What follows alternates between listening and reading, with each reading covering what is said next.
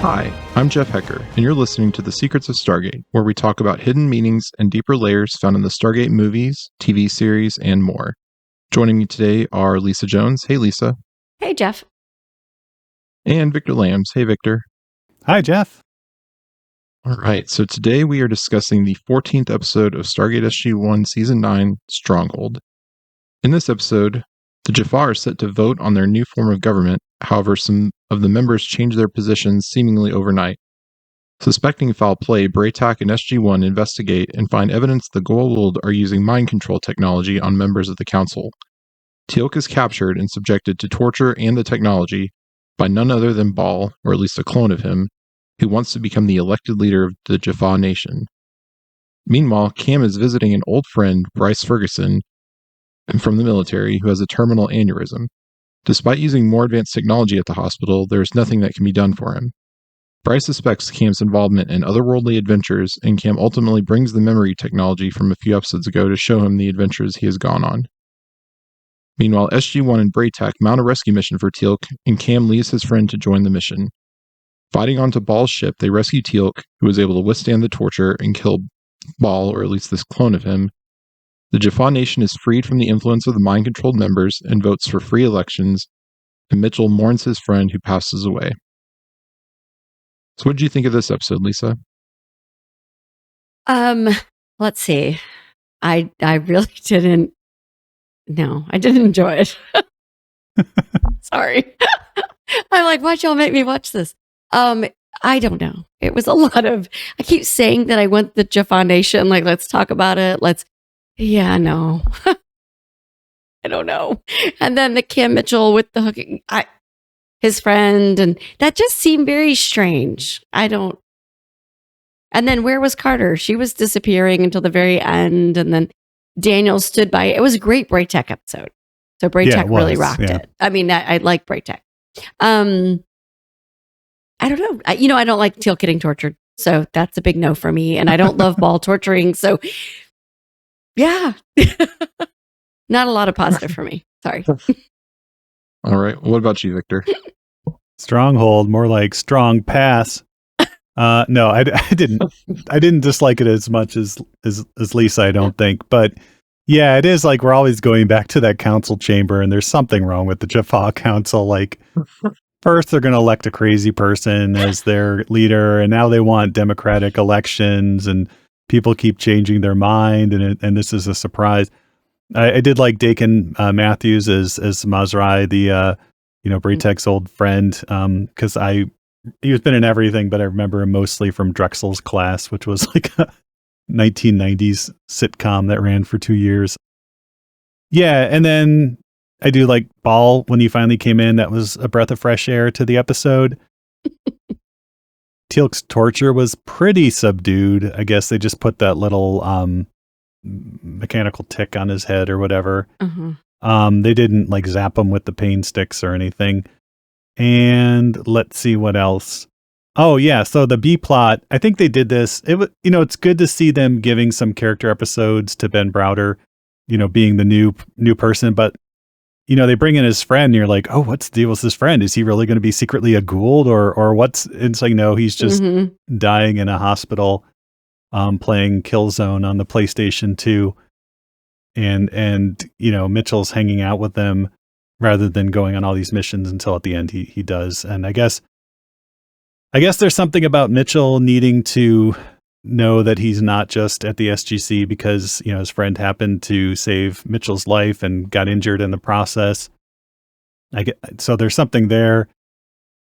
They use the memory technology again, and they share a lot of Mitchell's memories, that he recorded, presumably under Air Force supervision.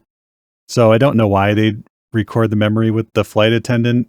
Like, was that a military request, or was that just Mitchell saying, I'm going to give him a little something extra here?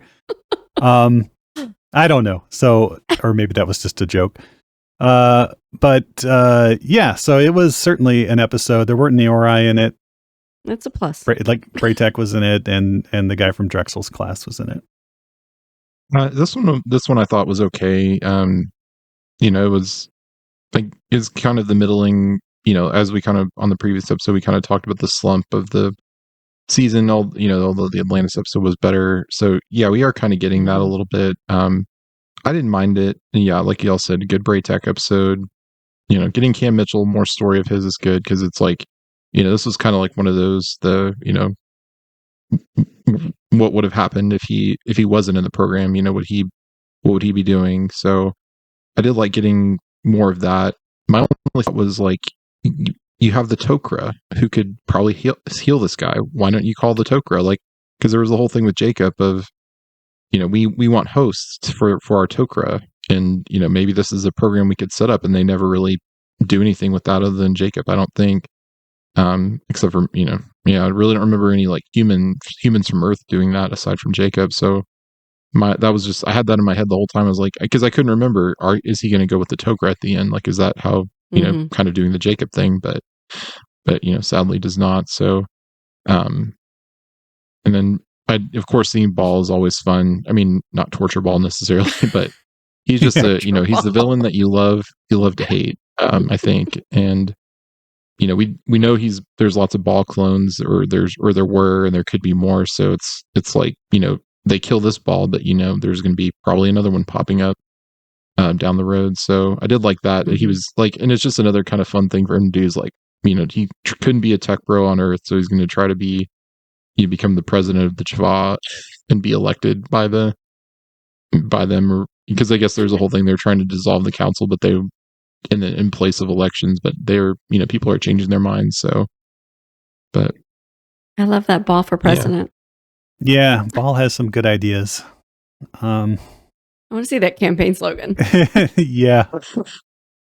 I mean, arguably the Jaffa would be more, would be a stronger people with Ball in charge, but that kind of would go against their push for democracy, maybe. Yeah. Well, they don't seem to. Yeah. They're not sure they want democracy. I guess that's my problem with the Jaffa, the Free Jaffa, the whole council, the Tok'ra situation is, what do they want? Do they want to be sit free? in their council? Do they and not want to be each free? Like, what is it? People did they fight for it, or they just was like Teal'c and Braytek kind of forced them into it? I don't know. Like SG-1 fought the Gould and freed them, and they're all like, wait a second, wait, what just happened? And what do we think about this? And I'm just making this theory now, but it does seem like an op from the people on Earth, like the CIA overthrew the Gould, and like they had a color revolution against the Gould, and now they're trying to like install like a leader over a democratic, Jaffa nation or something. I don't know. Maybe I'm reading too much into it, but it's never happened before. Yeah. Well, I've been listening to a lot of podcasts. Yeah. Well, with the last episode with the trust running around, you could even say like, oh, it's a trust Gould wanted to, get in there and overthrow the Jaffa, and take control to get their kind of army back. But that would have been more interesting. Yeah, and you get Cam off on, he's not really there the whole time, but he kind of gets a little bit of redemption because it's like he couldn't help his friend, but now he can help Teal'c, so he's kind of ready to take that mission. So I did like that. It kind of gave him a little bit of redemption there, but he's still struggling in the end. Like, I forget exactly what Teal'c says at the end, but something, some Jaffa, wisdom of, facing your own past and whatnot and coming to terms with it. So, and I did like the fact that they don't kind of ultimately, Cam just saying, oh yeah, you're right, I'm good now, but he does still struggle with it. So I did like that. Okay, but Cameron Mitchell, and I love Ben Browder as an actor, so it's not about Ben Browder. But Cameron Mitchell, the character, they brought him in with a lot of baggage. Like, Jack O'Neill came in with his son, killed himself with his sidearm, right? And he was suicidal, didn't blow up the planet, came back, and then he leads this team and, becomes funny.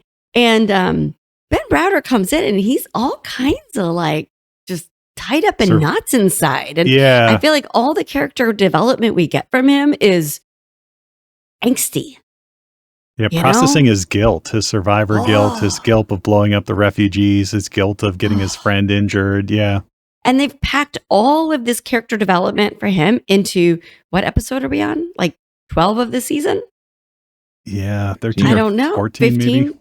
Yeah. Yeah, So 14. it's just, whereas the other characters, we at least took them a couple of seasons to kind of go through some of their drama. Oh, we're just getting it all at one time. 14. Episode 14. Yeah. Yeah. I don't know. And I kept thinking there was a point to his friend being there. Yeah, it would have We were been going to nice use to some at least. alien tech. Yeah, it would have been nice to see some of the alien tech they've brought back over the last, 9 or 10 years used, like, well, we tried the, whatever, the healing device and it didn't work, and we tried the this and it didn't work, and can't the Asgard just beam the There you thing out go. of his head? Like, Yeah, I had but that thought too, or get Yeah. Sam in there with they've got to have a healing device. Get Sam in there. She could probably take care of that pretty easily. yeah, Yeah. Instead, we wheel in this thing that Carter just brings it like it's a big old suitcase. the PlayStation 2 or the No, the memory. Yeah. And you got this big suitcase. He comes in, he sticks it on the guy's head, and then he's like, okay, you don't have security clearance for anything, but hey, let's give you all these memories that after I had this, I would think, traumatic experience of yeah, being, implanted with the memories of murdering someone I didn't, and then being all this garbage. He then voluntarily put this thing back on his head and downloaded a bunch of his other memories into it, and then puts it on his friend and gives him those memories. I don't know. and then leaves them unattended with it too. And it's like, I have to run now. Have fun. yeah, have fun. Don't break it. Very expensive. Don't put it on one of the nurses' heads. Like, not for her. He's walking out and he's like, oh, I forgot to tell him it'll liquefy his brain. Well, I guess that's not really an issue in this case, but.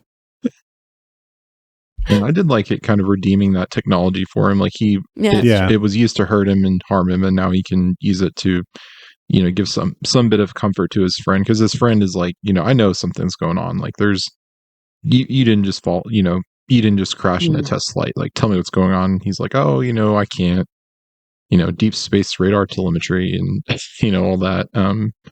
So I like that they found a way to get him that, that experience that he would have had, had he not been injured. So, That said, I've never been so grateful for a Peter DeLuise action sequence. Usually we get them at the beginning of the episode. They're like under fire at the beginning of the episode. This, they put it all at the end, and it's actually a really good one.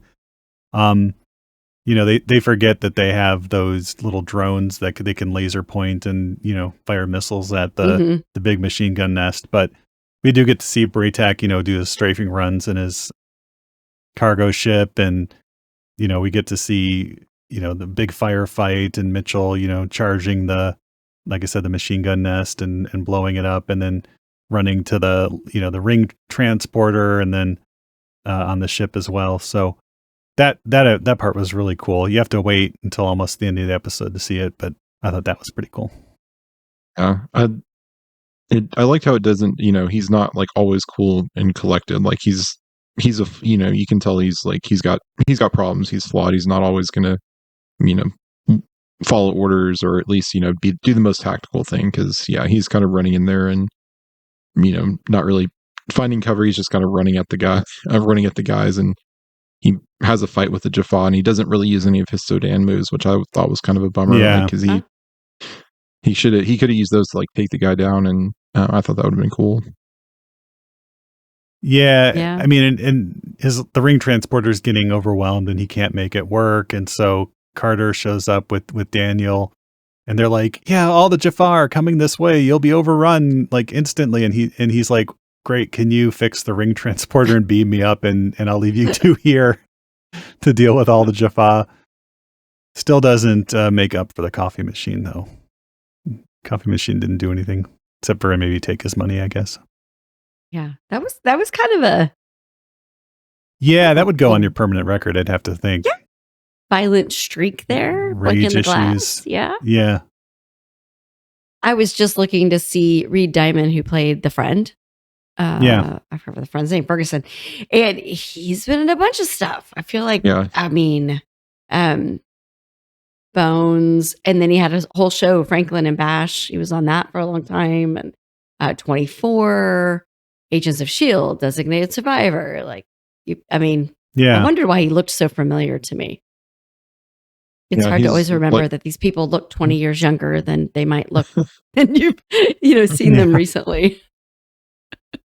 Yeah. I've definitely seen him in all kinds of stuff too. So I did like him. Like I liked him as a character. I just, I wish they could have used any of the ways we talked about to save him, and give him a chance to do, let him do the Jacob thing, and he could have been kind of a recurring, like he could have been their contact with the Tok'ra now. Yeah. Because we don't really see the Tok'ra much, I don't think, in the rest of the show, if I'm not mistaken. And we lost Jacob as our liaison. Right. Yeah. So I guess I just felt like there was a missed opportunity there, rather than just let's go through some more of Mitchell's drama or trauma, whichever you want to say. Yeah. Yeah. I don't know. I don't have a lot to say about this episode. The costumes were nice. It was cool to see Kal-El again. That's always good. And Yair was in this one. Yeah.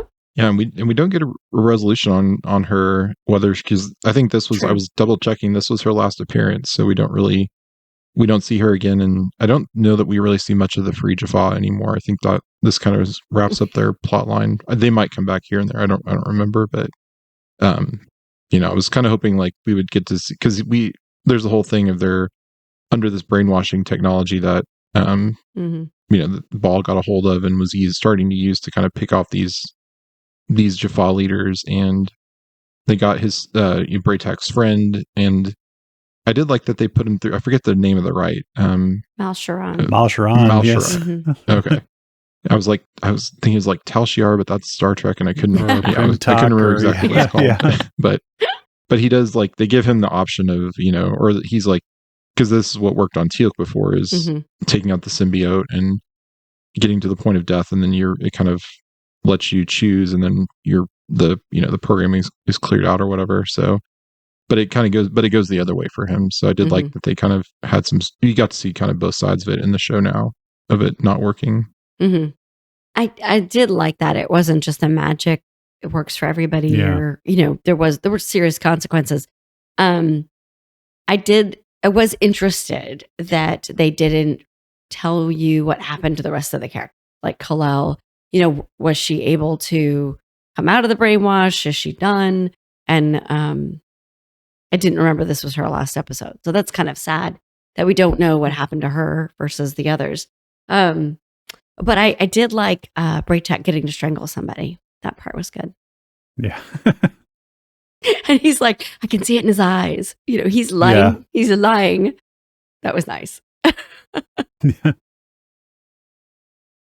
That kind of made me wish they had because they didn't really ever do one like a young Braytak episode of like a flashback of when he kind of learned the Goa'uld were false gods, and I think they've alluded to it, but I don't think we ever really saw it.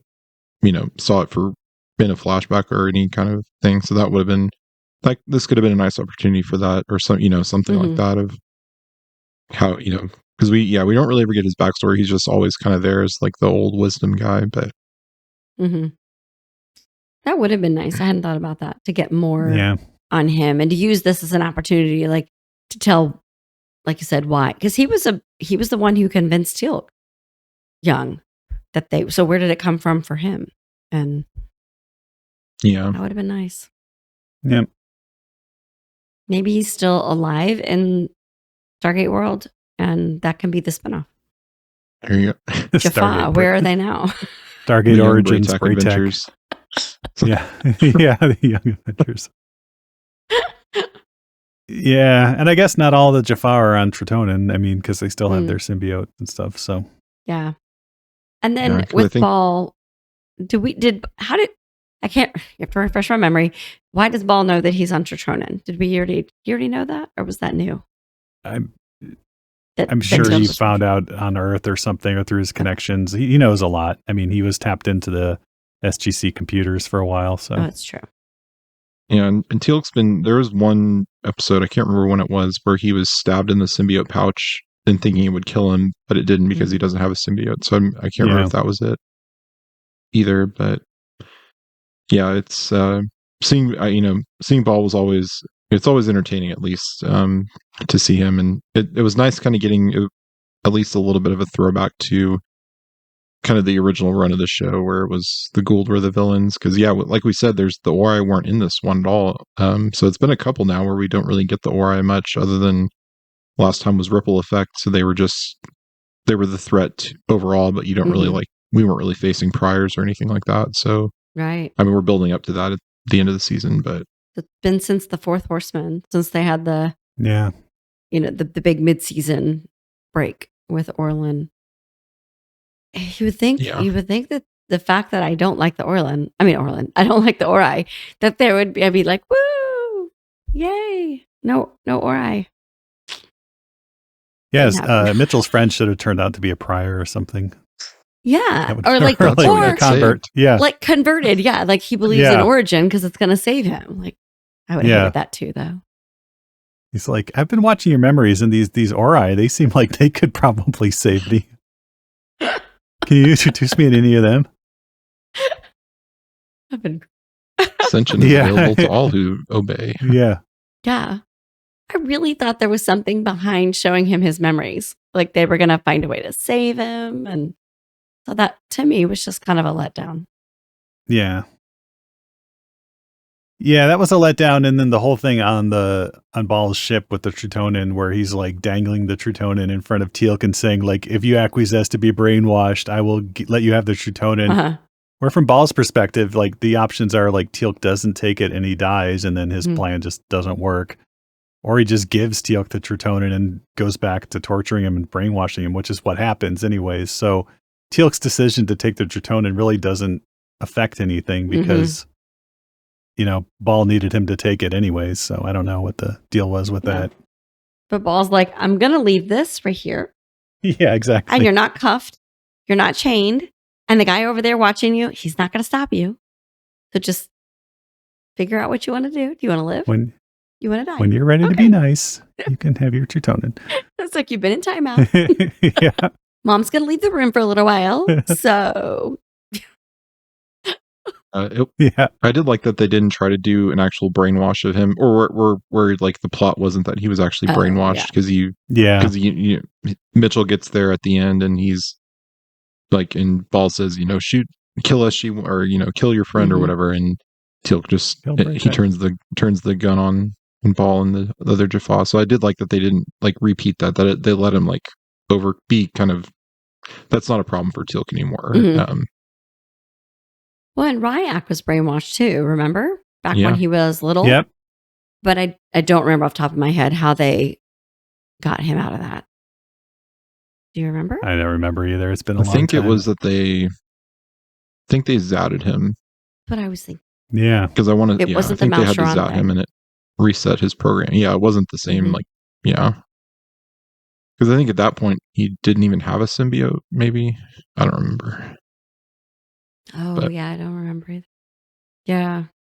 But, not... But yeah, and then it ends with the Jaffa getting... and there was also the plot line of, how the female Jaffa were not going to get equal... It was only going to be the men who could vote, and so that was Kal-El's thing is, we can't have free elections unless all get a vote, so... Yeah.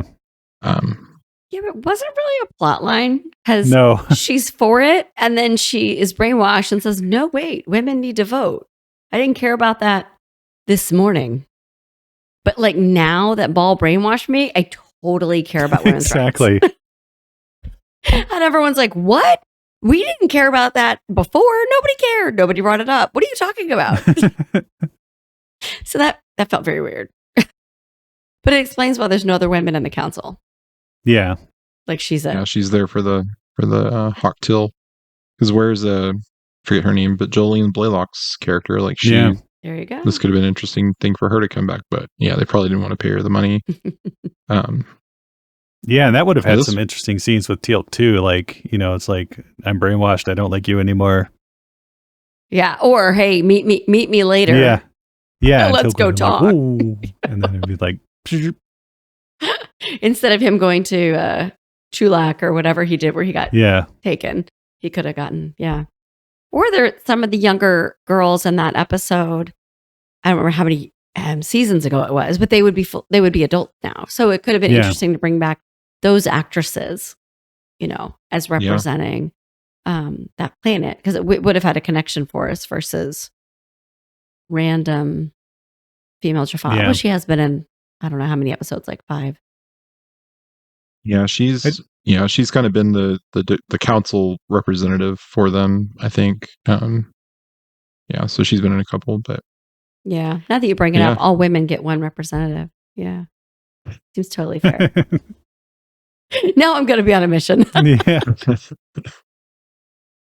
Yeah, and then but yeah, they ultimately decide to dissolve the council and hold their elections. So, and I don't think we really come back to this. I think we're kind of left with that in future episodes. I think the Jaffa, like, they're all just off and happy and free, until the Ori come back, and then I don't exactly remember what happens with that either. But yeah, I don't either.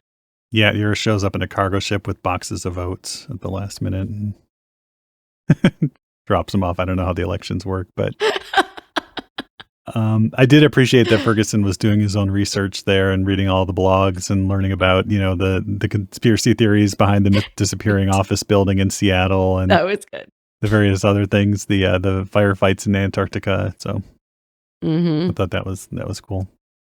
Yeah, it's like you got to remember what the internet looked like in 2000 and this came out in January of 2006, so it would have been 2005 when it was filmed. So you got to put yourself back in that mindset of 20 years ago and think, okay, he was talking about bulletin boards or message boards, right? And I guess it's like Reddit now, really. Like all the stuff that people are, and conspiracy theorying, and with really bad, what was it, like the backgrounds? Remember those crazy backgrounds people had on their website? Oh, yeah, with the animated GIFs and everything, yeah. Make it impossible to read. Yeah, and they're like, he's like, yeah, so Building 7, that was aliens, right? No, I'm just kidding. No way that could have collapsed. Anyways, on its own. So there's... You're like... You guys are giving me nothing here. Okay. All right. Yeah. Secrets of Stargate has been canceled. Did we have any fun alternate titles at least? Yeah, we did. In French, we got prise de control, which is, or I don't know how you would say that in French, but it's takeover. In German, we got Die Festung, which is the stronghold. And then in Japanese, we got Senyu, which is comrades in arms. Not bad. Yeah, no, it describes both plots equally, I think. Yeah. So I just looked to see who wrote this one. And his name was Alan McCullough. Yep. I don't know how many he wrote for. And our director was Peter DeLuise. And so rather than a cameo, I didn't see cameo by him, but there was a pizza box on top of the TV with the I don't know what kind of system it was, game system. I'm not into that. And I believe the pizza company said DeLuise and Son, maybe. Oh, okay. And so that was a reference. Cool. I'm assuming to his father and him, so Dom DeLuise, who was Virgo. Yeah. So that was kind of a nice little connection in there. We haven't seen him, Peter DeLuise, like make his little cameos in a while, have we? No, like a photograph here or something there, but no, we haven't really seen that since they started doing Atlantis, I think. Yeah, it's too busy. Awesome. Well, anything else on this episode? I looked to see, you mentioned Dakin Matthews. Is that how you say his name? Dakin? And he looked super familiar to me too. And he was just in Etoile, which is a new show. Oh, really? Yep. So he looked familiar from that because I just finished that. So still alive and kicking. Yep. Ballet is the new thing. Oh, yeah. That's right. It is. It's been popping up on my Amazon. Yeah. French, New York ballet company crossovers. Yeah. So yeah, it was a good one. I liked it. Awesome. Anything else from you, Victor? Nope. Nope. It was a PlayStation 2 Slim. Yeah. Did you ever play the game they were playing? Killzone? No, I do remember when it came out, though. It also kind of looked like Halo a little bit, so I don't know if they were had a little bit of both footage there, but because I played Halo in college, so. Yeah. All right. Well, if that is all, we'd like to take a moment to thank our patrons who make it possible for us to create the Secrets of Stargate, including Paula K, Claire P, Andrew V, Mario L, and Carter W. Their generous donations make it possible for us to continue the Secrets of Stargate and all the shows at StarQuest. You can join them by visiting sqpn.com/give. And be sure to follow the show on Apple Podcasts, TuneIn, Spotify, iHeartRadio, or find our video versions at youtube.com/StarQuestMedia. To find previous episodes of Secrets of Stargate and to send feedback, please visit sqpn.com/Stargate. You can email us at stargate@sqpn.com or follow StarQuest on social media at facebook.com/StarQuestMedia or on X at SQPN. So we'll be back next time with the next episode of Stargate Atlantis, Grace Under Pressure. Yay. So until then, Lisa Jones, thank you for joining me and sharing the secrets of Stargate. Thanks, Jeff. And Victor Lambs, thank you as well. Thanks, Jeff. And, oh yes, me likey a lottie. Not necessarily this episode, but yeah. And once again, next one. And once again, I'm Jeff Haecker. Thank you for listening to the Secrets of Stargate on StarQuest. Anyway, I'm sorry, but that just happens to be how I feel about it. What do you think?